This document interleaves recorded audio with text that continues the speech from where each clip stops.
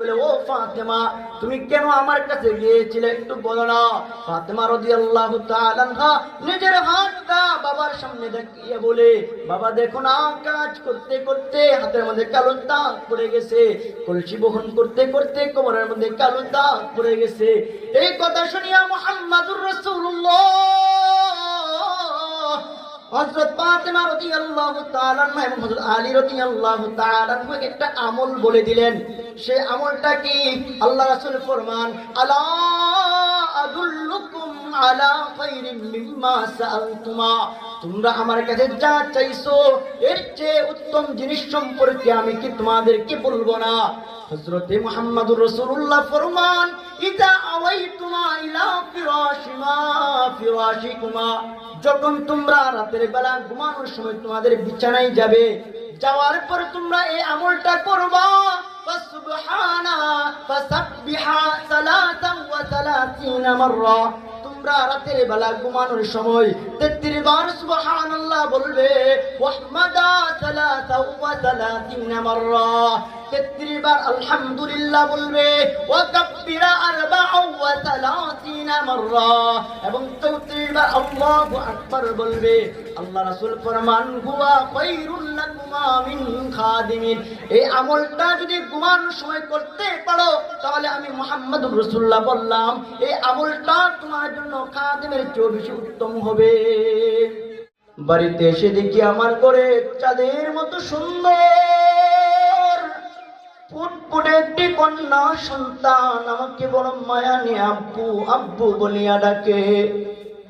মেয়েটা এত সুন্দর ছিল, মেয়েটার কথাগুলো এত মধুর ছিল, যখন সে আমাকে আব্বু বলে ডাকতো আমার মনটা জুড়ে যেত।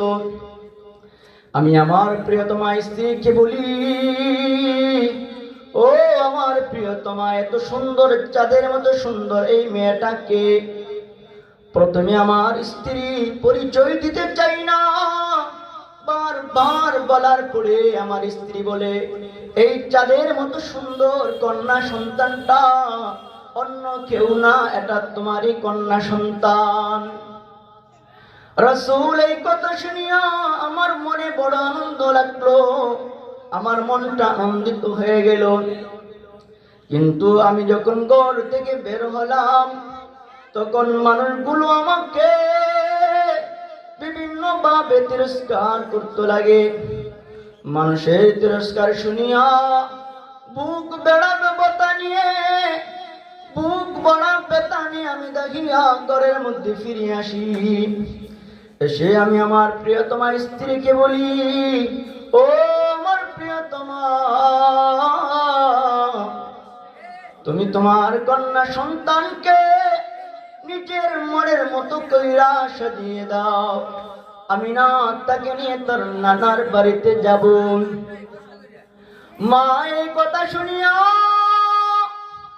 বড় আনন্দিত হয়েছে।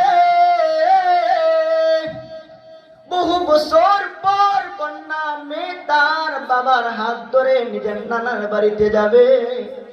মা তো বড় খুশি, মা তো বড় আনন্দিত।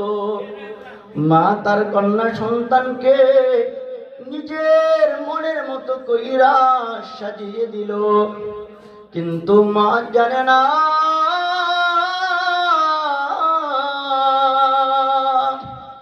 সে তার এই সুন্দর চাঁদের মতো সুন্দর মেয়েটাকে জীবনের শেষবারের মতো এত সুন্দর করে সাজিয়ে দিতেছে। মা যখন সন্তানকে সাজিয়ে বাবার হাতে তুলে দেয়, দাহিয়াতুল কালবি বলে, রাসূল আমি যখন তাকে নিয়ে তার নানার বাড়ির পথে চলতে লাগলাম, চলে চলে যখন তার নানার বাড়ির ছেড়ে রাস্তা ছেড়ে ভিন্ন রাস্তা যখন গ্রহণ করলাম, তখন আমার চাঁদের মতো সুন্দর মেয়েটা আমাকে বলে, আবাতি, ও আমার প্রিয় আব্বু, তুমি আমাকে কোথায় নিয়ে যাচ্ছ? এটা তো আমার নানার বাড়ির রাস্তা নাম। আমি আমার কন্যা সন্তানকে একটা ধমক দিয়ে বলি, তোমার নানার বাড়িতে এই রাস্তা দিয়েও তোমার নানার বাড়ি যাওয়া যায়। দাহিয়াতুল কালবি বলে, রাসূল আমি না, তাকে বহু দূরের পথ অতিক্রম করে পাড়ি দিয়ে আমি মরুভূমির মধ্যে তাকে নিয়ে আসি। মরুভূমির মধ্যে নিয়ে আসার পর আমি যখন গর্ত খনন করতেছিলাম, তখন আমার কন্যা সন্তানটা আমার শরীরের গামগুলো মুছে দিতেছিল আর বলতেছিল, ইয়া আবাতি, ও আমার প্রিয় আব্বু, তুমি কেন এত কষ্ট করতেছো? চলো না আমরা আমাদের নানার বাড়িতে চলে যাই। বাবা, তুমি এত কষ্ট করিও না, তোমার শরীর থেকে গামগুলো বেয়ে বেয়ে পড়তেছে। মেয়ে যখন আমাকে আদর নিয়ে মায়া নিয়ে কথাগুলো বলতেছে, আমার মনে বড় মায়া লাগলো, কিন্তু মানুষের তিরস্কারের ভয়ে আমি সেই দিকে মনোযোগ না দিয়ে গর্ত খনন করতে লাগলাম। গর্তের খাত যখন সমাপ্ত হয়ে গেল, সম্পন্ন হয়ে গেল, তখন দাহিয়াতুল কালবি রাসূলকে বলে, রাসূল, তখন আমার চাঁদের মতো সুন্দর ফুটফুটে মেয়েটি বুঝতে পারলো যে আমি তাকে এখানে কেন নিয়ে আসছি। তখন আমার চাঁদের মতো সুন্দর মেয়েটা আমার পায়ে পড়ে বলে, ইয়া আবাতি, ও আমার প্রিয় আব্বু, আমি বুঝতে পারছি আপনি কেন আমাকে এখানে নিয়ে আসছেন। আব্বু, আমি তোমার কাছে জীবন ভিক্ষা চাই। জীবনে কোনোদিন তোমাকে বাবা বলে পরিচয় দিব না। আব্বু, কথা দিলাম, আমি আমার এলাকা ছাড়িয়া, আমি আমার দেশ ছাড়িয়া, আমি আমার মাকে ছাড়িয়া বহু দূর চলে যাব। জীবনে কোনোদিন তোমাদের কাছে আমি আসবো না। আব্বু, তুমি আমার না একটু জীবন ভিক্ষা দাও। মেয়েটা বড় মায়া নিয়ে আমার এই কথাগুলো বলতেছিল। রাসূল, আমার হৃদয়টা এত পাষাণ, এত নিষ্ঠুর হয়ে গিয়েছিল, আমি তার এই মায়াবী কথার দিকে ভ্রুক্ষেপ না করিয়া আমি নিষ্ঠুর নির্দয়ের মতো আমার মেয়েটাকে ধাক্কা মারিয়া গর্তের মধ্যে ফেলিয়া দেই। মেয়েটাকে গর্তের মধ্যে ফেলিয়ে যখন আমি মাটি চাপা দিতে লাগলাম, তখন মেয়েটা নিচ থেকে বড় মায়া নিয়ে আমাকে আব্বু আব্বু বলে বলতেছিল। যখন আমি তাকে দাফন করে জীবিত অবস্থায় পুঁতে যখন আমি আসতেছিলাম, পিছন থেকে আমি শুনতেছিলাম কে জানি বড় মায়া নিয়ে বলতেছে, ইয়া আবাতি,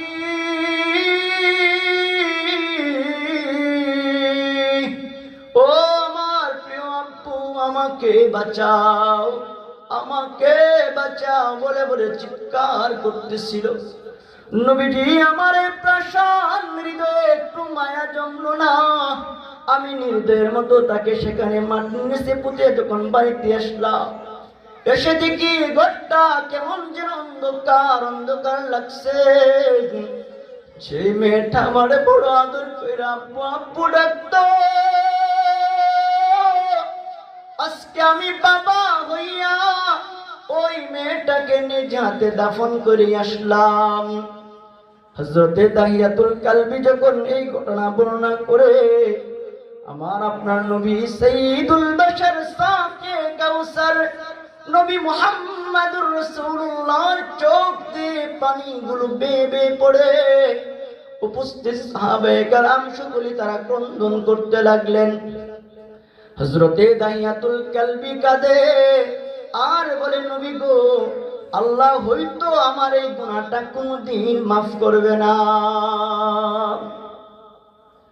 তাহলে এই ঘটনা থেকে আমরা এটাই বুঝতে পারলাম যে ইসলামের পূর্বে নারীদের উপর এমন একটি সময় অতিবাহিত হয়েছে যখন মানুষগুলো কন্যা সন্তানকে তাদের অধিকার দিবে তো দূরের কথা, বরং তাদের এই দুনিয়ার মধ্যে বেঁচে থাকার কোনো অধিকারই ছিল না।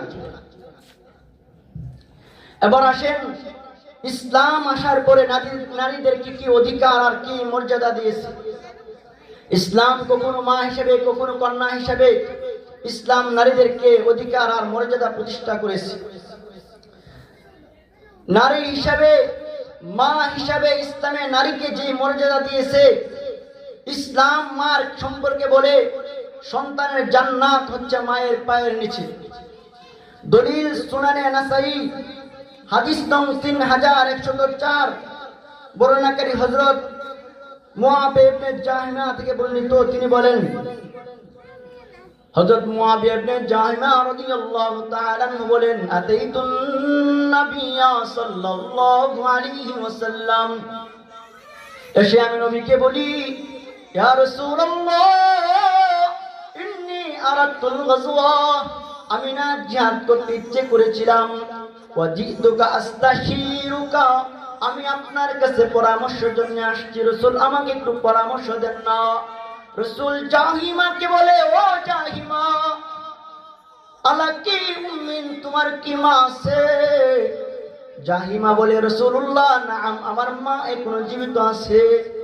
রাসূল ফরমান, ও জাহিমা, ইলজামহা, তুমি না তোমার মায়ের খেদমত করো, মায়ের সেবা করো, ফাইন্নাল জান্নাতা ইনদা রিজলাইহা, ও জাহিমা শুনে রাখো, জান্নাত হলো তোমার মায়ের পায়ের নিচে।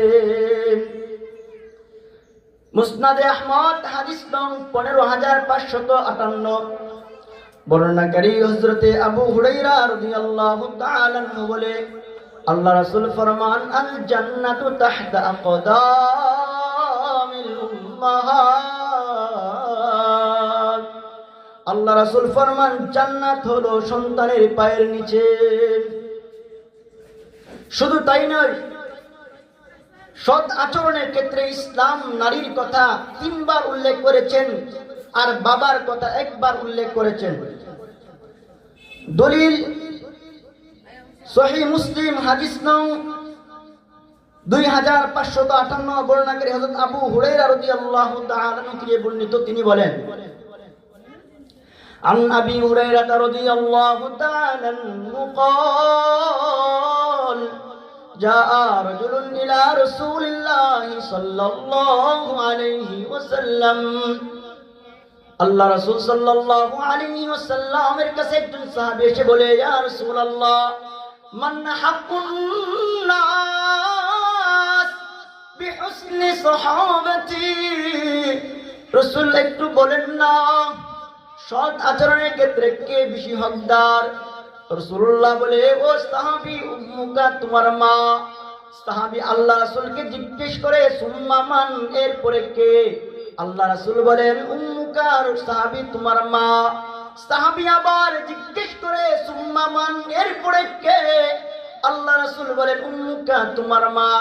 রাসূল প্রথমবার উম্মার কথা বলে, দ্বিতীয়বার উম্মার কথা বলে, তৃতীয়বার উম্মার কথা বলে, চতুর্থবার রাসূলকে সাহাবী জিজ্ঞেস করে, সুম্মা মান, এরপরে কে? চতুর্থবার আল্লাহ রাসূল বলেন, আবুকা, তোমার পিতা। তাহলে সৎ আচরণের ক্ষেত্রে ইসলাম নারীকে অধিকার দিয়েছে। এবার আসেন, স্ত্রী হিসাবে ইসলাম নারীকে কেমন অধিকার দিয়েছে, কেমন মর্যাদা দিয়েছে দেখেন। সুনানে আবু দাউদ হাদিস নং 2144, বর্ণনাকারী হযরত মুআবিয়া ইবনে হায়দা থেকে বর্ণিত, তিনি বলেন, কুলতু ইয়া রাসূলুল্লাহ মা হাক্কু যাওজাতি আহাদিনা আলাইহি, রাসূল একটু বলেন না, আমরা যারা স্বামী আছি, স্বামীদের উপর স্ত্রীর কি কি অধিকার রয়েছে, কি কি হক রয়েছে। নবীজি হযরতে মুআবিয়াকে বলে, ও মুআবিয়া, স্ত্রীর অধিকার হচ্ছে আনতুতিমাহা ইদা তুইমতা, তুমি যখন খাবে স্ত্রীকে তা খাওয়াবে, ওয়া তাকসুহা ইদা তাসাইতা, তুমি যখন নিজের জন্য বস্ত্র ক্রয় করবে, তুমি তোমার স্ত্রীর জন্য বস্ত্র তুমি ক্রয় করবে। আর 3 নম্বর আল্লাহ রাসূল বলেন, সাবধান, ওয়ালা তাদরিবিল ওয়াজহা, নারীর চেহারার মধ্যে আঘাত করবে না, নারীর চেহারার মধ্যে আঘাত করবে না। ওয়ালা তুকাব্বিহ, নারীকে কখনো লজ্জাজনক কথা বলবে না, নারীকে গালমন্দ করবে না, নারীর সঙ্গে সম্মান দিয়ে কথা বলবে, নারীর সঙ্গে নরম ভাষায় কথা বলবে, স্ত্রীর সঙ্গে নরম ভাষায় কথা বলবে, ধমক দিয়ে কথা বলবে না। দুই নম্বর, স্ত্রীর কাছে যে ভালো সে আল্লাহ রাব্বুল আলামিনের কাছে সে ভালো। দলিল সুনানে তিরমিজি হাদিস নং 1162, বর্ণনাকারী হযরত আবু হুরায়রা রাদিয়াল্লাহু তাআলা বলেন, قال رسول الله صلى الله عليه وسلم أكمل المؤمنين إيمانا أحسنهم خلقا। আল্লাহ রাসূল সাল্লাল্লাহু আলাইহি ওয়াসাল্লাম ফরমান, তোমাদের মধ্যে পরিপূর্ণ ঈমান ওয়ালা ওই ব্যক্তি যার চরিত্রটা বড় সুন্দর। এরপরে আল্লাহ রাসূল বলেন, খিয়ারুকুম খিয়ারুকুম লিনিসাইহিম। আল্লাহ রাসূল ফরমান, তোমাদের মধ্যে আল্লাহর কাছে সবচেয়ে প্রিয় বান্দা, আল্লাহর কাছে বড় ভালো ওই মানুষটা যে তার স্ত্রীর কাছে ভালো। তাহলে আল্লাহর কাছে ওই ব্যক্তি ভালো যে তার স্ত্রীর কাছে ভালো। তাহলে প্রথম বললাম ইসলাম মা হিসেবে কি মর্যাদা দিয়েছে। দ্বিতীয় বললাম ইসলাম স্ত্রীকে নারী হিসেবে কেমন মর্যাদা দিয়েছে। এবার আসেন ইসলাম মেয়ে হিসেবে নারীকে কেমন মর্যাদা দিয়েছে দেখেন। এক নম্বর মর্যাদা দেখেন, কন্যা সন্তান এমন এক কল্যাণময় সন্তান যার ব্যাপারে আল্লাহ রাসূল বলেন, মা বাবা যদি নিজেদের গুনার কারণে জাহান্নামী হয়ে যায় তাহলে এই কন্যা সন্তানগুলো জাহান্নামের সামনে পর্দা হয়ে দাঁড়িয়ে যাবে। দলিল সহিহ বুখারী হাদিস নং 1418, বর্ণনাকারী হযরত আয়েশা সিদ্দিকা রাদিয়াল্লাহু তাআলা একটা ঘটনা উল্লেখ করেন।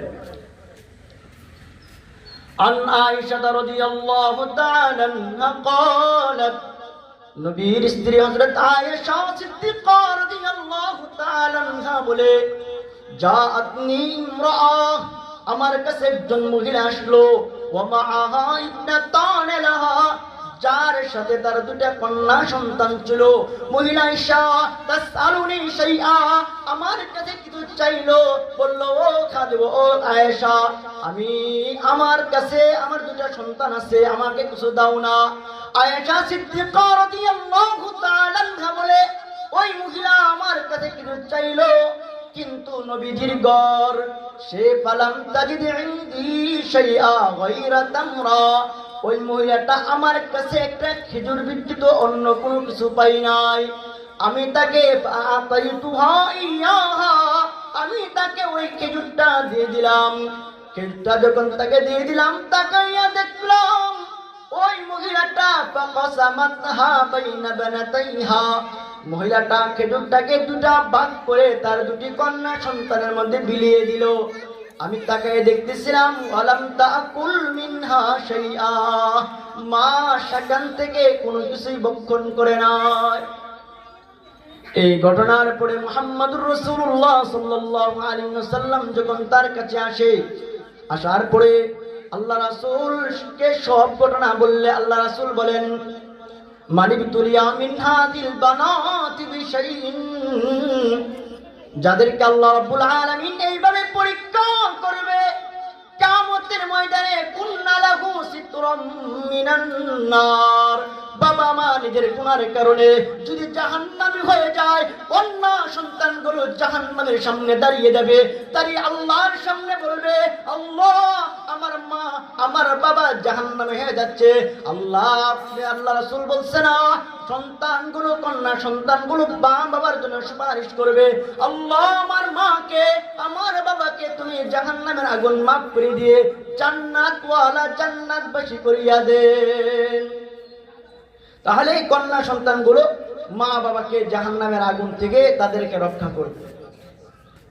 দুই নম্বর, আল্লাহ রাসূল বলেন, যার একটি কন্যা সন্তান তার একটি জান্নাত, যার দুটি কন্যা সন্তান তার দুটি জান্নাত, যার তিনটি কন্যা সন্তান তার তিনটি জান্নাত। দলিল মুসনাদ আহমদ হাদিস নং 8425, বর্ণনাকারী হযরত আবু হুরায়রা রাদিয়াল্লাহু তাআলা আনহু বলেন, قال رسول الله صلى الله عليه وسلم من كان له ثلاث بنات, আল্লাহ রাসূল বলেন, যার তিনটা কন্যা সন্তান থাকবে, ফাআহসানা ইলাইহিন্না, তাদের সাথে সে যদি সৎ আচরণ করে, ওয়া আদাবাহুন্না, তাদেরকে যদি আদব শিক্ষা দেয়, তবে আল্লাহ রাসূল সাল্লাল্লাহু আলাইহি ওয়াসাল্লাম ফরমান আদখালাহুল্লাহুল জান্নাহ, আল্লাহ রাব্বুল আলামিন তাদেরকে তার সন্তানের বদৌলতে তাদেরকে জান্নাত দিয়ে দিবে। এই কথা শুনিয়া একজন সাহাবী দাঁড়াইয়া বলে, ইয়া রাসূলুল্লাহ, ইয়া রাসূলুল্লাহ, আবিসনাতান, কারো যদি দুটি কন্যা সন্তান থাকে তাহলে কি হবে? আল্লাহ রাসূল বলেন, আবিসিনতান, কারো যদি দুটি কন্যা সন্তান থাকে তাহলে আল্লাহ তাআলা তাকে জান্নাত দিয়ে দিবে। আরেকজন সাহাবী দাঁড়াইয়া বলে, ইয়া রাসূলুল্লাহ, আও ওয়াহিদাতুন, কারো যদি একটি কন্যা সন্তান থাকে তাহলে কি হবে?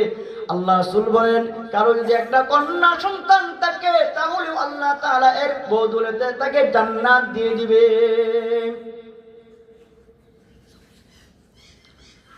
তাহলে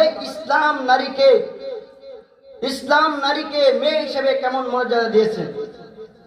এবার আসেন নারীদের করণীয় বর্জনীয় কিছু কাজ। এক নম্বর হচ্ছে পাতলা কাপড় পরিধান করা অথবা টাইট ফিট কাপড় পরিধান করা এবং মাথার মধ্যে উঁচু করে খোঁপা বাঁধা, এই তিনটা কাজ মহিলাদের জন্য হারাম। দলিল সহিহ মুসলিম হাদিস নং 2128, বর্ণনাকারী হযরত আবু হুরায়রা রাদিয়াল্লাহু তাআলা থেকে বর্ণিত, তিনি বলেন,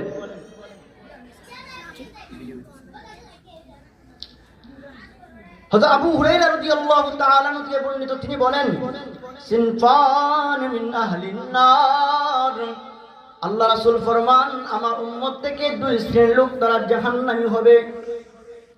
এক নম্বর হলো কওমুন মাআহুম সিয়াতুন কাযনাবিল বাকার, এক নম্বর হলো ওই সমস্ত লোক যাদের হাতে চাবুক থাকে গুড়াল লেজের মতো, গাভীর লেজের মতো, যাদের হাতে চাবুক থাকে ওই চাবুক দিয়া ইয়াদরিবুনা বিহান নাস, মানুষকে পিটায়।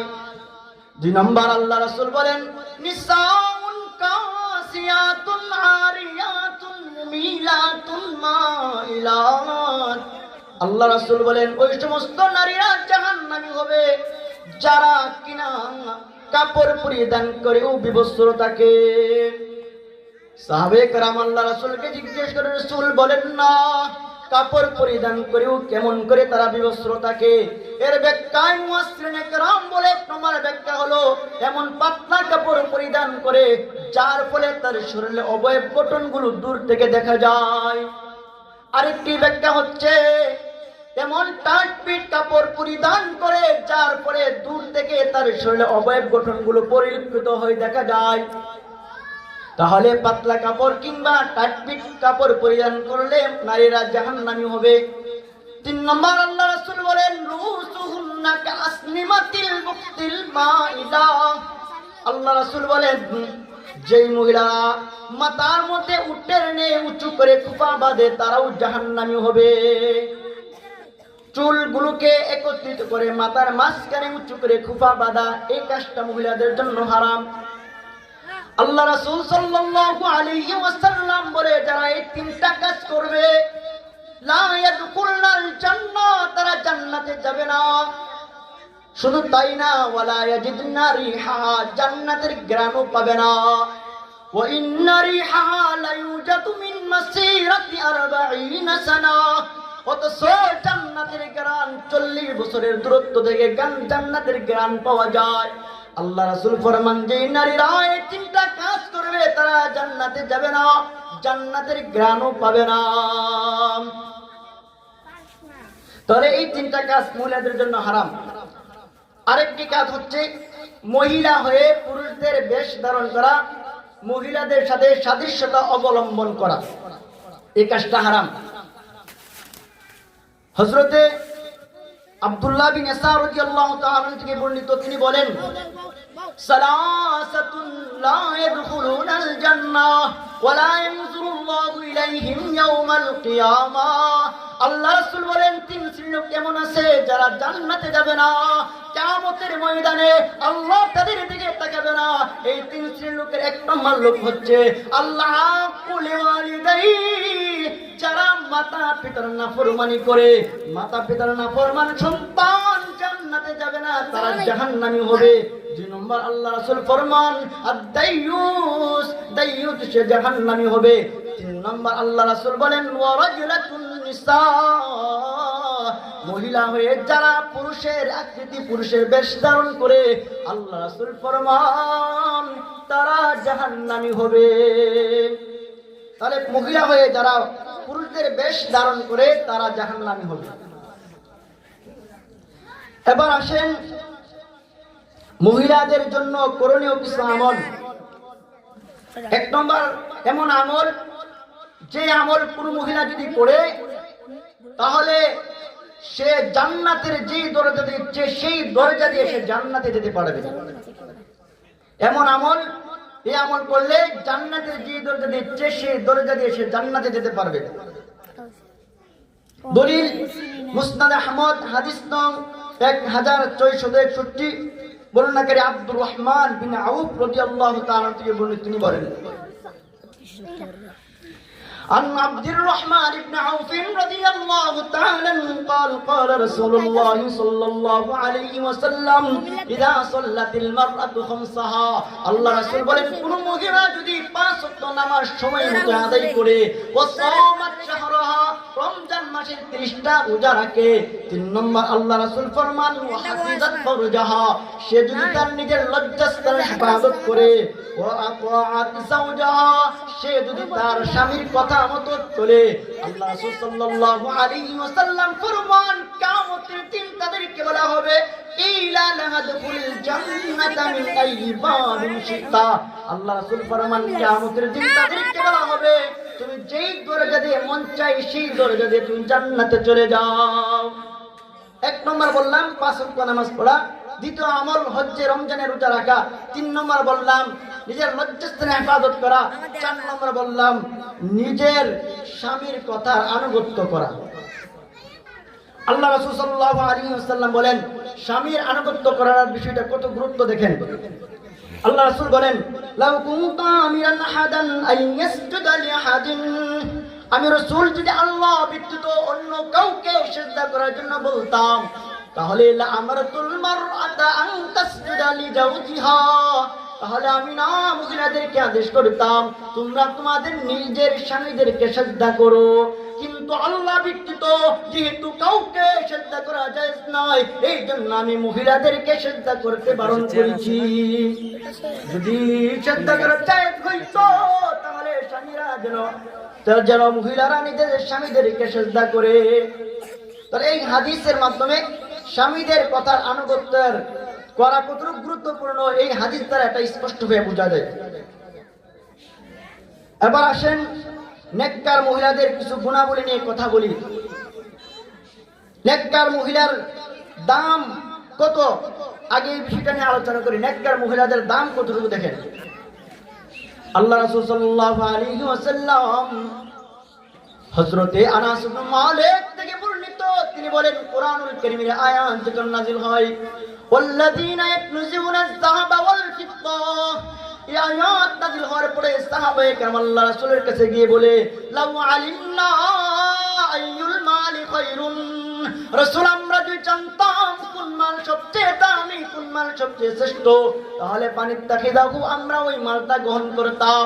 আল্লাহ রাসূল সাল্লাল্লাহু আলাইহি ওয়াসাল্লাম ফরমান লিসা আফজালুহু লিসানুন যাকির, জিকির করনে ওয়ালা জিহ্বা আল্লাহর কাছে বড় দামি, যে জিহ্বা উঠতে বসতে আল্লাহ আল্লাহ নামের জিকির করে।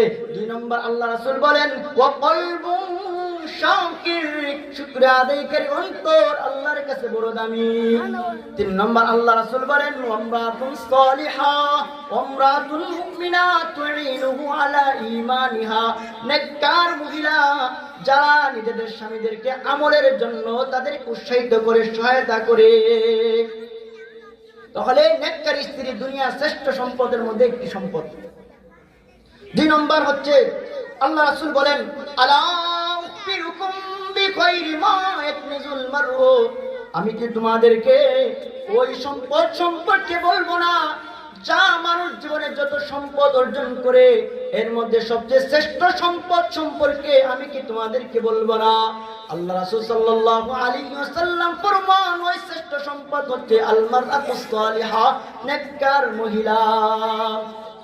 নেককার মহিলার গুণাগুণ আল্লাহ রাসূল বলেন, ইন্না যারা ইলাইহা সাররাতু, স্বামী যদি তার দিকে তাকায় তাকে আনন্দিত করে, ওয়াইন আমারাহা আতাআতু, স্বামী কিছু বললে তার কথা মানে, ওয়াইন গাবা আনহা, স্বামী যদি অনুপস্থিত থাকে, হাফিজাতহু ফি নাফসিহা ওয়া ফি মালিহি, সে তার নিজের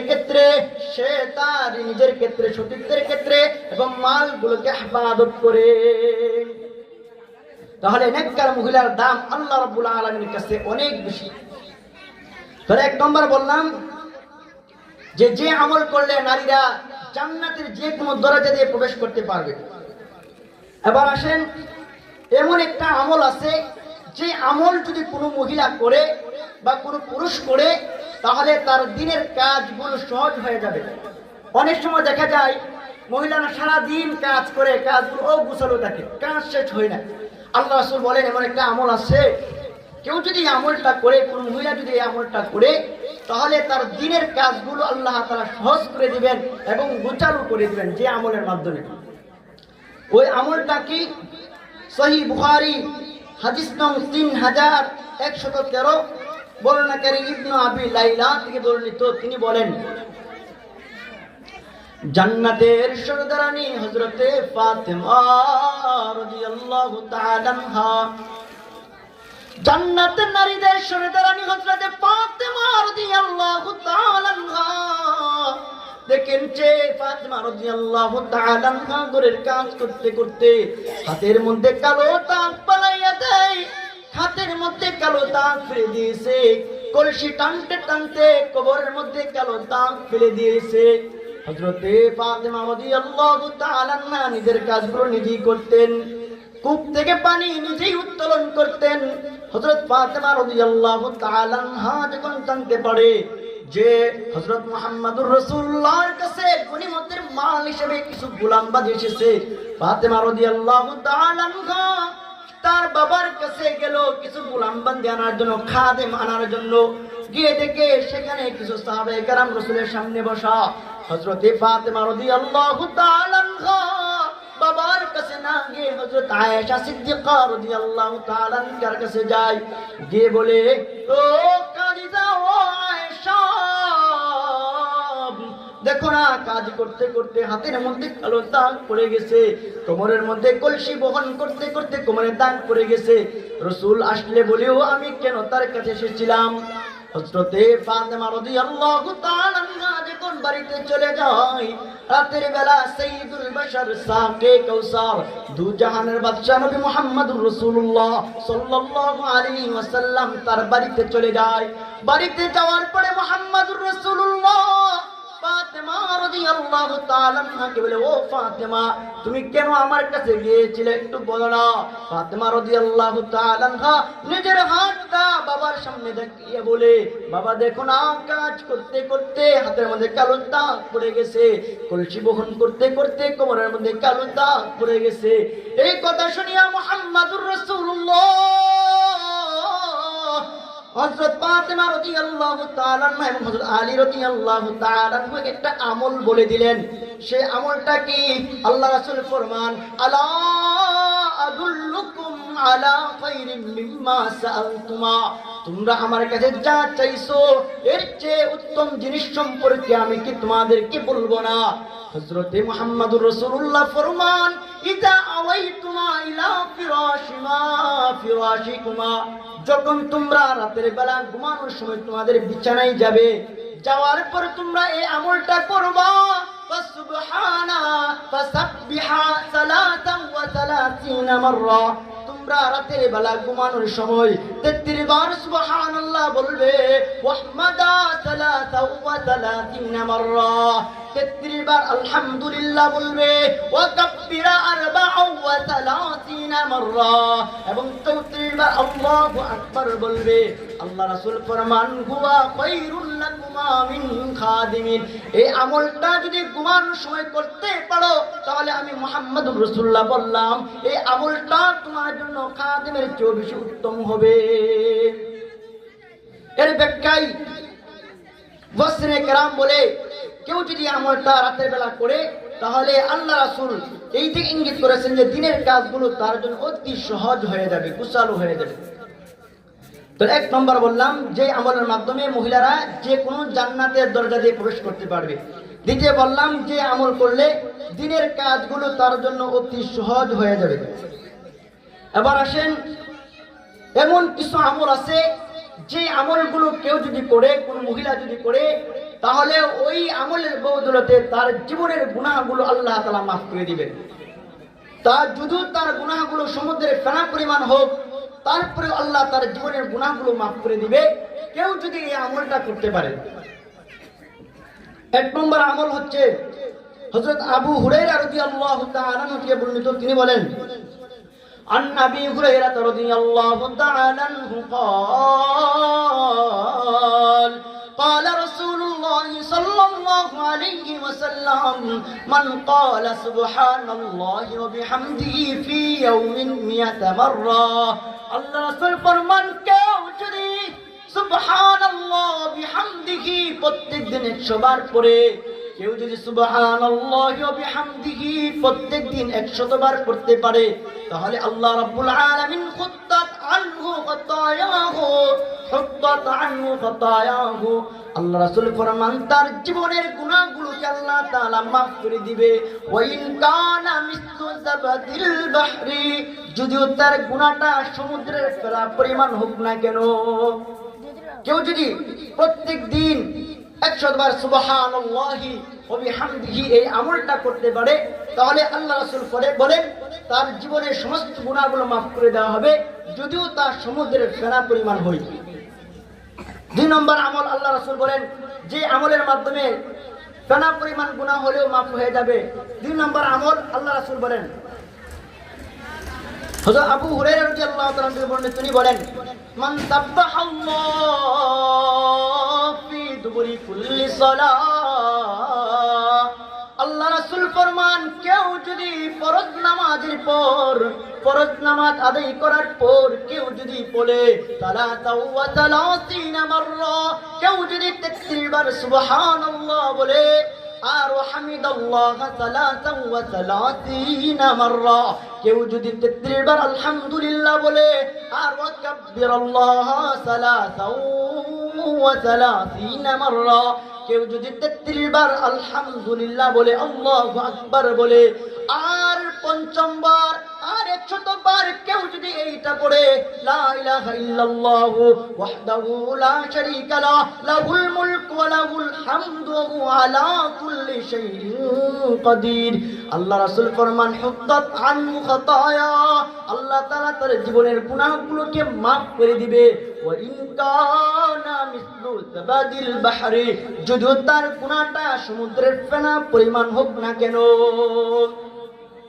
তা আল্লাহ রাসূল বলেন কেউ যদি ফরজ নামাজের পর 33 বার সুবহানাল্লাহ, 33 বার আলহামদুলিল্লাহ, 33 বার আল্লাহু আকবার এবং 100ম বার লা ইলাহা ইল্লাল্লাহু ওয়াহদাহু লা শারীকা লাহু লাহুল মুলকু ওয়া লাহুল হামদু ওয়া হুয়া আলা কুল্লি শাইইন কাদির, এই দোয়াটা কেউ যদি পড়তে পারে, এই আমলটা যদি কেউ করতে পারে, আল্লাহ রাসূল ফরমান তার জীবনের গুনাহগুলোকে আল্লাহ maaf করে দিবে, যদিও তার সমুদ্রের ফেনা পরিমাণ হোক না কেন।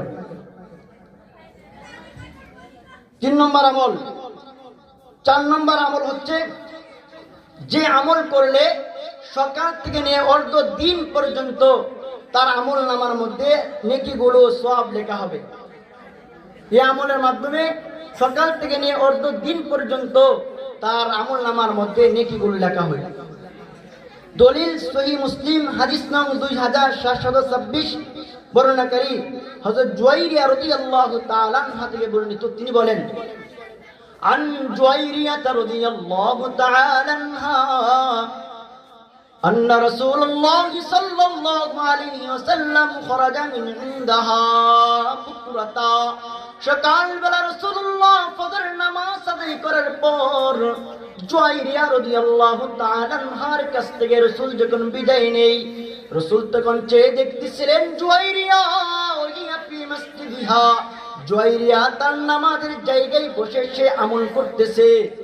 হযরত জুয়াইরিয়া রাদিয়াল্লাহু তাআলা আনহা ফরমান সুম্মা রাজা বাদা আন আদহা আল্লাহ রাসূল সাল্লাল্লাহু আলাইহি ওয়াসাল্লাম দ্বিপহরের সময় চাষতের সময় আবার তিনি যখন আসলেন এসে রাসূল চায়া দেখে হযরত জুয়াইরিয়া রাদিয়াল্লাহু তাআলা আনহা তিনি বসে বসে কোনো আমল করতেছে আল্লাহ রাসূল হযরত জুয়াইরিয়া রাদিয়াল্লাহু তাআলা আনহাকে লক্ষ্য করে বলে মা জিলতি আলাল হালিল্লাতি ফারাবতুকি আলাইহা ও জুয়াইরিয়া চাওয়ার বেলায় দেখতেছিলাম তুমি আমল করতেছো এখনো কি তুমি সে আমলই করতেছো হযরত জুয়াইরিয়া বলে রাসূল ফজর থেকে নিয়ে ফজরের নামাজের পর থেকে নিয়ে এই পর্যন্ত আমি না বসে বসে আমল করতেছি আল্লাহ রাসূল সাল্লাল্লাহু আলাইহি ওয়াসাল্লাম জুয়াইরিয়াকে বলে ও জুয়াইরিয়া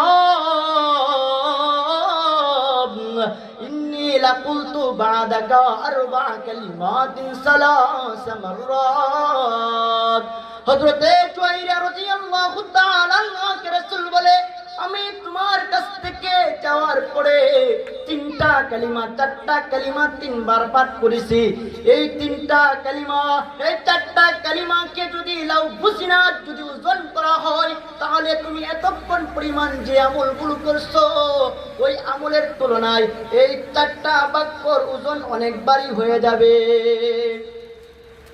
ওই চারটা কালিমা হলো সুবহানাল্লাহি ওয়া বিহামদিহি আদাদা খালকিহি ওয়া রিদা নাফসিহি ওয়া জিনাতা আরশিহি ওয়া মিদাদা কালিমাতিহি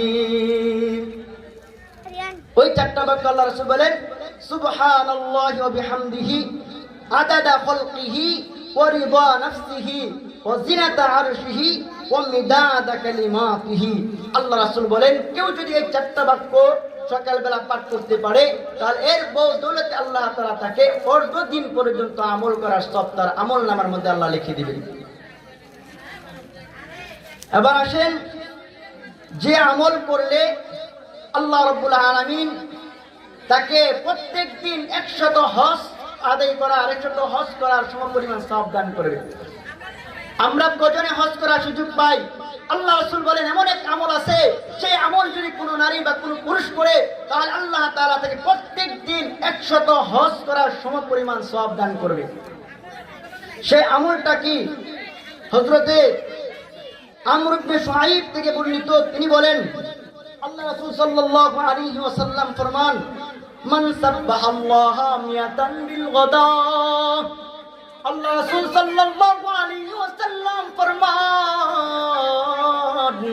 কেউ যদি একটা আমল করে মান সাব্বাহাল্লাহা মিয়াতান বিল গাদা কেউ যদি সকাল বেলায় 100 বার সুবহানাল্লাহ পাঠ করে ওয়া মিয়াতান বিল আশিজি আর সন্ধ্যাবেলা কেউ যদি 100 বার সুবহানাল্লাহর আমল করে আল্লাহ রাসূল ফরমান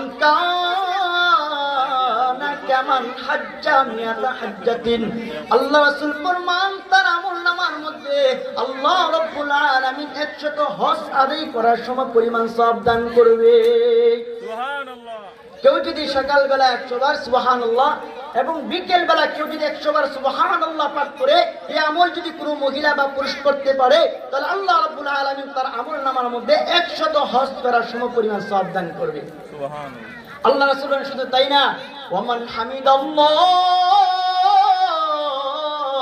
মিয়াতা মাররা মিয়াতান বিল গাদাতি কেউ যদি সকাল বেলা 100 বার আলহামদুলিল্লাহ পাঠ করে ওয়া মিয়াতান বিল আশিকি আর সন্ধ্যাবেলা কেউ যদি 100 বার আলহামদুলিল্লাহ পাঠ করতে পারে আল্লাহ রাসূল ফরমান কানা কামান হামাল আলা সাফারিন ফি সাবিলিল্লাহ আল্লাহর রাস্তায় কেউ যদি 100 গুণা সওয়াব আদান করে তাহলে আল্লাহর রাস্তায় 100 গুণা সওয়াবের দান আল্লাহ তাআলা তার আমলনামার মধ্যে লিখে দিবে তাহলে সকাল বেলা 100 বার আলহামদুলিল্লাহ বিকেল বেলা 100 বার আলহামদুলিল্লাহ কেউ যদি পাঠ করতে পারে তাহলে আল্লাহ তাআলা তার আমলনামার মধ্যে 100 গুণা আল্লাহর রাস্তায় সদকা করার সম পরিমাণ সওয়াব দান করবে। আল্লাহ রাসূল ফরমান শুধু তাই না, ওয়ামান হাল্লাল্লাহু মিয়াতান বিল গাদা, কেউ যদি সকালবেলা 100 বার লা ইলাহা ইল্লাল্লাহ পড়ে, আর ওয়া মিয়াতান বিল আশিকি, সন্ধ্যাবেলা কেউ যদি 100 বার লা ইলাহা ইল্লাল্লাহর আমল করতে পারে, আল্লাহ রাসূল ফরমান কানা কামান আতাকা মিয়াতা রাকাবাতিন মিন বুলদি ইসমাঈল। আল্লাহ রাসূল ফরমান ইসমাঈল বংশের 100 গোলাম আল্লাহর রাহে আযাদ করার সময় পরিমাণ আল্লাহ তাআলা তার আমলনামার মধ্যে লিখে দিবে। তাহলে 100 বার সকালবেলা 100 বার আল্লাহু আকবার লা ইলাহা ইল্লাল্লাহ, বিকেলবেলা 100 বার লা ইলাহা ইল্লাল্লাহ পড়লে আল্লাহর রাস্তায় 100 গোলাম আযাদ করার সময় পরিমাণ সওয়াব পাওয়া যাবে। শুধু তাই নয়, আল্লাহ রাসূল ফরমান মান কাব্বারাল্লাহু মিয়াতান বিল গাদাতি, কেউ যদি সকালবেলা 100 বার আল্লাহু আকবার বলে, ওয়া মিয়াতান বিল আশিকি, সন্ধ্যাবেলা কেউ যদি 100 বার আল্লাহু আকবার আমল করে, আল্লাহ রাসূল ফরমান লাম ইয়াতি আহাদুন ফি যালিকাল ইয়াউমি বিআকতার মিম্মা আতা। আল্লাহ রাসূল ফরমান আল্লাহ তাকে এই পরিমাণ সওয়াব দান করবে, যেই পরিমাণ সওয়াব এই দিনের মধ্যে অন্য কেউ এই পরিমাণ সওয়াব অর্জন করতে পারে না।